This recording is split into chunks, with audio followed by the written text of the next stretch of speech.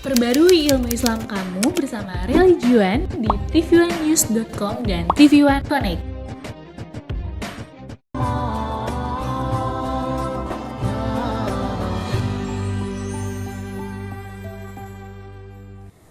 A'udzubillahi minasyaitonirrajim. Bismillahirrahmanirrahim. Assalamualaikum warahmatullahi ta'ala wabarakatuh. Alhamdulillah alladzi khalaqal khalqa li'ibadatihi wa amruhum bitauhidihi wa ta'atihi. Asyhadu an la ilaha illallah wahdahu la syarikalah wa asyhadu anna Muhammadan abduhu wa rasuluh. Allahumma shalli ala sayyidina Muhammad wa ala alihi sayyidina Muhammad. Rabbi israh li sadri wa yassir li amri wahlul 'uqdatam min lisani yafqahu qawli. Allahumma inni a'udzubika min hamazati syayatin wa a'udzubika rabbi ayyahdurun. Shadaqallahul azim wa shadaqa rasulun nabiyyu habibul karim. Amma ba'd. Jamaah Assalamualaikum Nusantara TV1 yang dimuliakan oleh Allah Subhanahu wa taala. Memiliki anak adalah dambaan setiap orang tua. Banyak orang tua yang bersusah payah untuk memiliki seorang anak. Ada yang dengan cara-cara yang baik, ada juga dengan cara yang tidak baik. Ada yang dari mulai biaya paling murah sampai yang biaya paling mahal. Karena untuk mendapatkan seorang anak. Lantas apakah anak itu hanya menjadi hiasan saja? Anak itu hanya menjadi tontonan saja? Tidak. Memiliki anak tidak semudah yang kita bayangkan, karena tanggung jawab pendidiknya itu adalah tanggung jawab yang besar kepada setiap orang tua. Ketika ada orang yang rela membuang anaknya begitu saja, banyak kita temukan kasus di berbagai berita. Ada bayi ditemukan dalam keadaan wafat, ada bayi yang ditemukan di dalam tong sampah, ada bayi yang ditemukan di sungai dan lain sebagainya. Itu karena bayi tersebut dibuang oleh orang tua yang tidak menginginkan kehadirannya. Tapi mereka lupa, yang membuang bayi tersebut tidak melihat bahwa berapa banyak orang, berapa juta orang tua yang masih menanti kehadiran anak-anaknya. Berapa banyak orang tua yang rela menghabiskan uangnya hanya untuk mendapatkan satu orang anak yang belum tentu anak ini soleh atau solihah. Maka anak itu bukan hanya jadi tontonan atau hiasan saja, tapi yang saya katakan kemarin-kemarin adalah anak itu selain dia bisa jadi qurrata a'yun yang menyejukkan hati ayah ibundanya, dia juga bisa menjadi fitnata lakum, ujian buat orang tuanya. Yang ketiga dia bisa menjadi zuyyina lakum, hiasan buat orang tuanya. Yang penting anak saya cantik, yang penting anak saya tampan, yang penting anak saya pintar, bisa buat diriain, disombongin sama saudara-saudara. Iya dong, anak saya nih baru ranking 1 tuh, prestasinya menjulang tinggi. Anak siapa dulu anak saya? Itu anaknya hanya sebagai hiasan saja. Akan tetapi yang kita dambakan adalah bagaimana anak kita bisa menjadi qurrata a'yun, penyejuk mata kita, penyejuk hati kita, penyejuk pikiran kita, dan penyejuk bagi agamanya. Bagaimana cara menjadikan anak kita agar dia menjadi qurrata a'yun bagi orang tuanya, bagi sekitarnya, dan bagi agamanya? Pertama adalah tanamkan keimanan. Anak-anak yang beriman otomatis lahir dari orang tua yang beriman juga. Dan orang tua yang beriman pasti mereka akan menghasilkan anak-anak yang juga beriman. Jadi kalau kita sekarang masih mengidamkan anak yang solih-solihah, tapi kita tidak mau mensolih dan solihahkan diri kita terlebih dahulu, jangan harap Allah kasih anak yang solih dan solihah. Karena anak itu adalah gambaran dari orang tuanya. Kalau orang tuanya ahli maksiat, maka tidak lain buah tidak akan jauh jatuhnya dari pohonnya. Begitulah yang akan dilakukan anaknya, karena contoh dari orang tuanya. Orang tuanya harus sejak dini menanamkan keimanan. Oleh karenanya penting sebelum memiliki anak ini adalah mempersiapkan keimanan dari pasangan tersebut.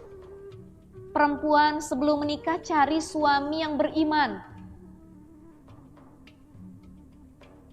Kata Rasulullah SAW mengatakan, "Idza atakum man tardawna dinakum wa khuluquhu fazawwijuhu."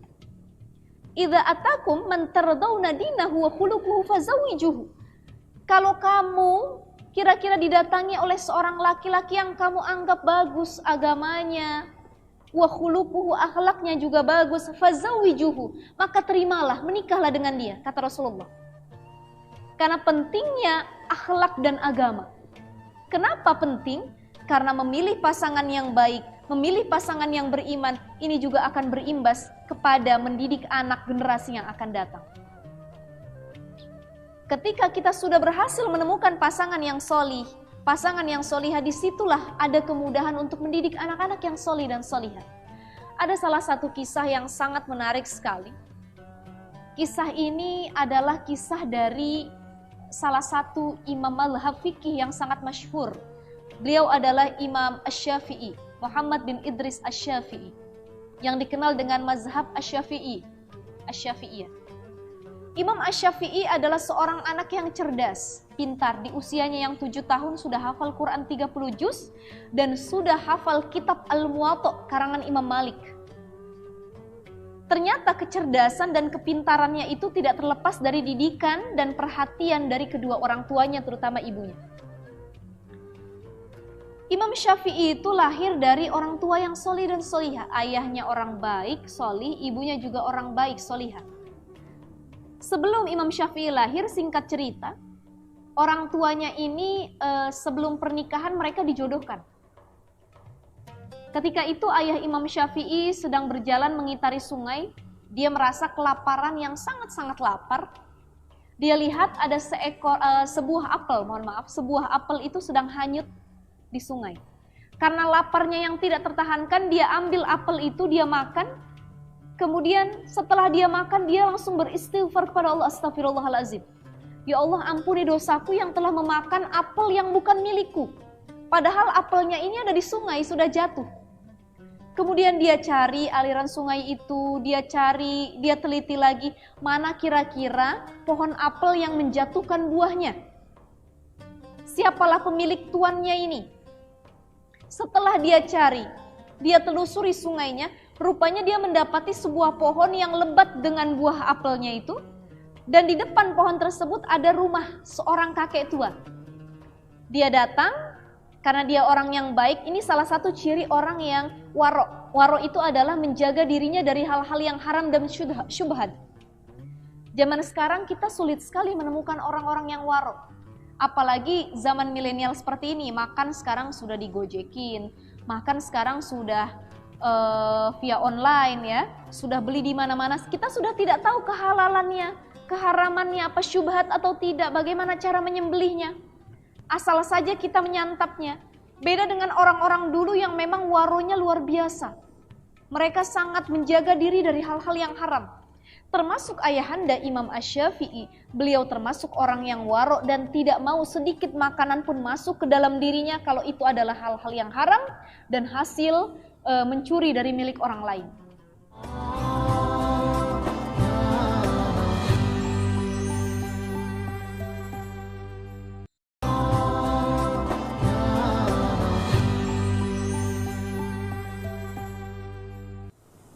Dia datang ke rumah kakek tua itu, dia mengatakan, "Assalamualaikum, wahai pemilik pohon apel."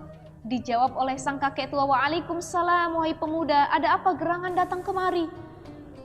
Mohon maaf, Tuan, aku ingin izin kepadamu, mohon bertanya, apakah pohon apel yang di depan itu adalah milikmu, wahai Tuan? Kata kakek tua ini menjawab, "Iya benar, ini adalah pohon milikku. Aku minta maaf kepadamu karena tadi buah apelmu telah jatuh di sungai. Dan aku tidak sengaja memakannya karena sangat-sangat lapar sekali, wahai Tuan." Kemudian Tuan itu tersenyum. Dia mengatakan, "Wahai pemuda, apel itu sudah jatuh. Kalau sudah jatuh berarti itu bebas dimiliki oleh siapapun, bukan lagi milikku. Tapi saya merasa tidak enak dan saya minta izin, wahai Tuan." Apa kata kakek tua itu? "Baiklah." Karena dia melihat sosok pemuda ini adalah pemuda yang solih, waro, dan baik serta jujur. Dia mengatakan kepada pemuda ini, "Wahai anak muda, apakah engkau sudah menikah?" "Belum, wahai Tuan." "Ada apa gerangan bertanya demikian?" "Kiranya kalau engkau ingin mendapat permintaan maaf dariku dan aku ridho terhadap apel yang kau makan itu, maukah engkau menikahi anak perempuanku? Terkagetlah pemuda ini. Dia cuma izin makan apel saja tapi disuruh menikahkan anaknya. Kemudian kakek itu bilang, akan tetapi sebelum engkau menikahkan aku ingin memberitahukan terlebih dahulu. Anak perempuan ini orang yang tunanetra. Dia tidak bisa melihat, dia tidak bisa mendengar, dia tidak bisa berbicara, dan dia tidak bisa berjalan. Mendengar demikian, pemuda itu sontak kaget, sedih. Ya Allah, bagaimana aku bisa menikah dengan perempuan yang seperti ini ya Allah?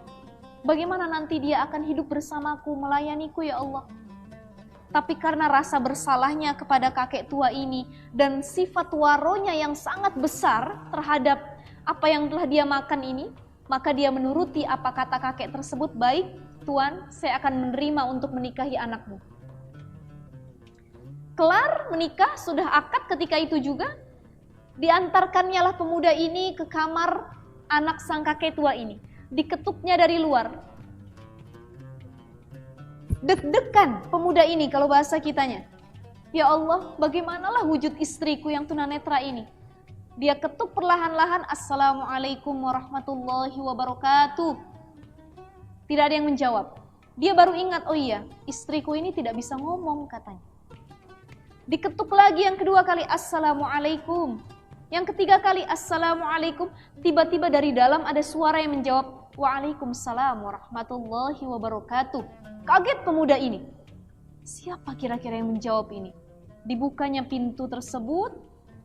Kemudian dia melihat sosok wanita yang sangat cantik sedang tidur, sedang duduk di tempat tidurnya. Laki-laki itu kemudian mengatakan, siapa engkau? Ini adalah kamar istriku. Istriku itu apakah dirimu atau tidak? Iya benar, wahai suamiku, aku ini adalah anak si kakek tua. Tapi kata kakek tua itu anaknya tidak bisa berbicara, tidak bisa berjalan, tidak bisa melihat, tidak bisa mendengar. Kenapa engkau secantik ini? Masya Allah. Apa kata perempuan tersebut, suamiku? Memang benar apa yang dikatakan ayahku. Dia tidak berbohong. Aku memang tidak bisa melihat. Tapi tidak bisa melihatnya aku adalah tidak bisa melihat kepada hal-hal yang Allah harami. Segala sesuatu yang Allah haramkan aku tidak pernah melihatnya, wahai suamiku. Yang kedua, memang benar aku tidak bisa mendengar. Karena segala sesuatu yang buruk, baik itu menggibahi orang lain, memfitnah orang lain, tidak pernah aku dengar dari telingaku. Selalu aku tutup segala keburukan yang kira-kira bisa aku dengar. Dan mulutku memang tidak bisa berbicara. Ketika berbicaranya itu mengenai hal-hal yang buruk, apalagi menyakiti hati orang lain, menggibahi, memfitnah, menjelekan dan lain sebagainya. Dan aku memang tidak bisa berjalan, wahai suamiku, karena berjalannya aku hanya difokuskan untuk kepada hal-hal yang Allah ridhoi saja. Masya Allah. Jadi ternyata ayahnya Imam Syafi'i ini orang yang waro, soleh, dan ibundanya Imam Syafi'i itu juga wanita yang waro, solihah. Maka tidak aneh kalau ada ungkapan yang mengatakan perempuan baik itu akan mendapatkan laki-laki yang baik, dan laki-laki yang baik juga akan mendapatkan perempuan yang baik. Tapi sebaliknya, laki-laki yang tidak baik akan mendapatkan perempuan yang tidak baik, dan juga perempuan yang tidak baik akan mendapatkan laki-laki yang tidak baik. Karena apa? Karena jodoh itu gambaran diri kita. Kalau kita semakin taat sama Allah, maka Allah juga hadirkan pasangan yang lebih taat kepada Allah Subhanahu wa ta'ala. Jika orang tuanya sudah beriman sedemikian rupa, maka disinilah baru tanggung jawab untuk menanamkan keimanan, ketauhidan kepada diri anak-anak kita. Bagaimana cara menanamkan keimanannya? Dalam surah Ibrahim ayat 37, ada salah satu kurikulum yang bisa kita contoh dari Ibunda Siti Hajar alaihissalam dengan Nabi Ibrahim alaihissalam. Bagaimana keduanya mampu mendidik anaknya dan berhasil mencetak generasi emas sebagus dan sehebat kualitasnya seperti Ismail alaihissalam yang akhirnya menjadi seorang nabi.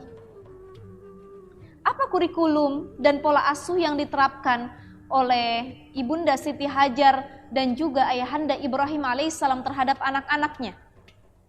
Sudah kita ketahui bersama dalam kisah kurban mengenai ayat dan anjuran untuk berkurban tidak lain itu riwayatnya adalah asbab nuzulnya karena kisah Nabi Ibrahim dengan anaknya Ismail, di mana ketika Ismail ingin disembelih oleh ayahnya, kemudian Ismail tidak menolaknya, malah dia mengatakan, ya wahai ayahku, silahkan teruskan karena ini adalah perintah Allah. Istrinya juga tidak menangis. Bagaimana kalau itu kejadian terhadap orang-orang zaman sekarang? Melihat anaknya yang ditinggal, kemudian ayahnya baru datang, tiba-tiba hendak menyembelih anaknya. Istrinya mungkin marah, anaknya juga marah. Dia menganggap, ayah apa kamu? Kok mau menyembelih saya? Akan tetapi Ismail tidak marah terhadap ayahnya.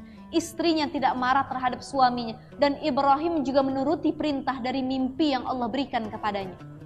Dan di situ Allah hanya menguji keimanan.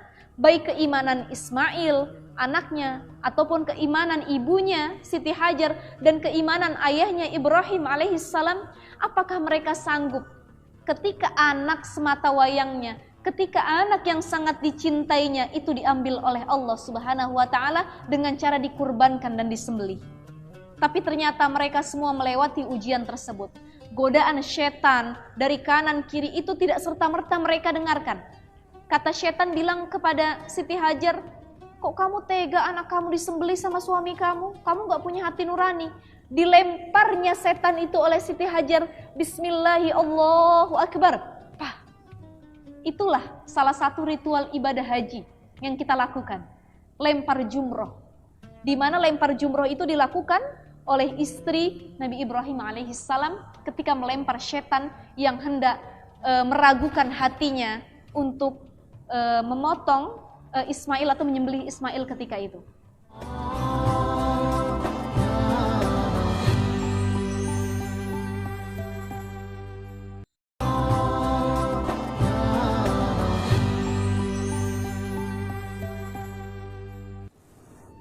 Sahabatku sekalian, jamaah Assalamualaikum Nusantara yang dimuliakan oleh Allah Subhanahu wa taala. Memang sangat-sangat kita pahami dan kita ketahui bersama bahwa musuh terbesar kita itu bukanlah setan, bukan, melainkan hawa nafsu. Karena sebesar apapun setan menggoda kita, seberapa banyak dia menggoda diri kita, tapi kalau hawa nafsu kita tetap bisa kita jaga dan tetap pada ranah yang terbaik, tetap dalam ketakutan kepada Allah Subhanahu wa taala, disitulah setan tidak akan berhasil menggoda kita. Itulah yang dirasakan oleh keluarga Ibrahim alaihissalam. Ketika itu murid dari Imam Hasan Al-Basri bertanya kepada beliau, wahai Syekh, apakah kita bisa istirahat dari gangguan setan sedikit saja? Apa jawaban dari Imam Hasan Al-Basri? Launama lawajadna roha. Andai saja setan beristirahat sedikit, 1 detik saja tidak menggoda manusia, lawajadna roha, tentu manusia juga beristirahat, bisa beristirahat sedikit dari gangguan setan. Karena nyatanya setan tidak pernah beristirahat sedikit pun untuk menggoda kita setiap detik, setiap waktu. Bahkan ketika kita tidur pun setan hadir untuk membisiki dan menggoda kita. Tetapi ternyata musuh terbesar kita bukanlah setan, melainkan hawa nafsu dari diri kita sendiri. Subhanallah, keluarga Ibrahim ini salah satu panutan dalam menanamkan tauhid keimanan kepada anak-anaknya. Bukan hanya Ismail yang menjadi nabi, tapi juga anaknya yang satu lagi, dari istrinya yang pertama Siti Sarah, menjadi nabi, Nabi Ishak alaihissalam. Maka wajar saja kalau Ibrahim disebut dengan Abul Anbiya, ayahnya para nabi. Karena anak-anaknya pun adalah anak-anak yang menjadi nabi dan anak-anak yang akhirnya dicintai oleh Allah Subhanahu wa taala. Apa pola asuh yang diterapkan oleh Siti Hajar dan Ibrahim alaihissalam? Ada 4 pola asuh yang diterapkan. Bismillahirrahmanirrahim. Rabbana inni askantu min zurriyyati biwadi ghairi dhi zar'in inda baitikal muharram. Rabbana liyuqimus shalah faj'al af'idatan minan nasi tahwi ilaihim warzuqhum minas thamarati la'allahum yashkurun. Ada 4 hal yang ditanamkan oleh Ibrahim dan Hajar kepada anaknya. Ini salah satu doa yang didawamkan oleh Ibrahim ketika mau meninggalkan anaknya. Rabbana inni askantu min zurriyati biwadi ghairi zar'in 'inda baitikal muharram. Ya Rob, aku titip anak-anakku, aku titip istri dan anakku kepadamu.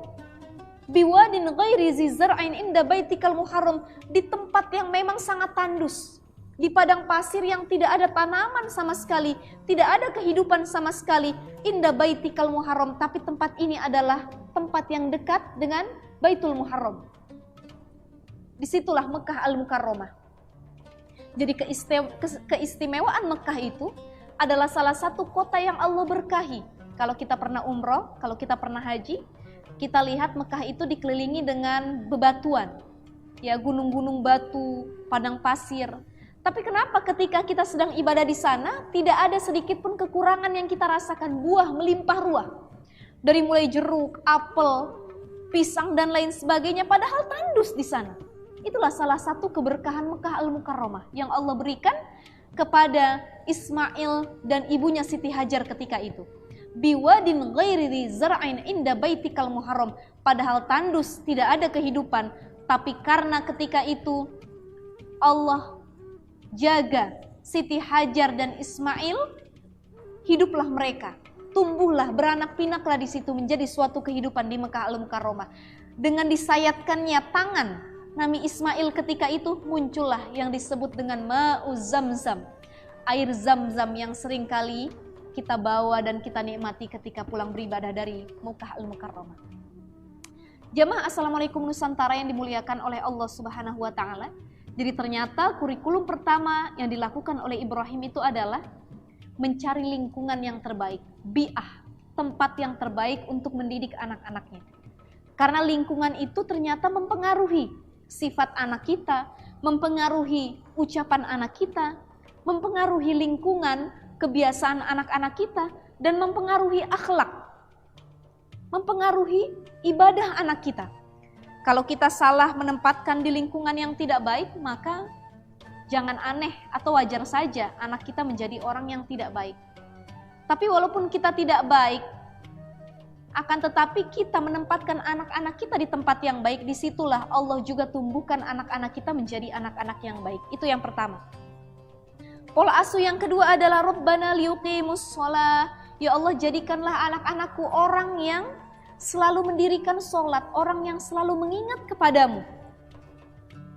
Baik dikala ketika susah, baik dikala ketika senang, ataupun dikala keadaan apapun, selalu mengingat kepada Allah Subhanahu wa Ta'ala. Jadi tauhidnya sudah ditanamkan oleh anaknya sejak dini. Bagaimana anak-anak ini takut bukan dengan hukuman orang tua, tapi langsung takut dengan hukuman Allah Subhanahu wa Ta'ala. Itu pola asuh yang kedua.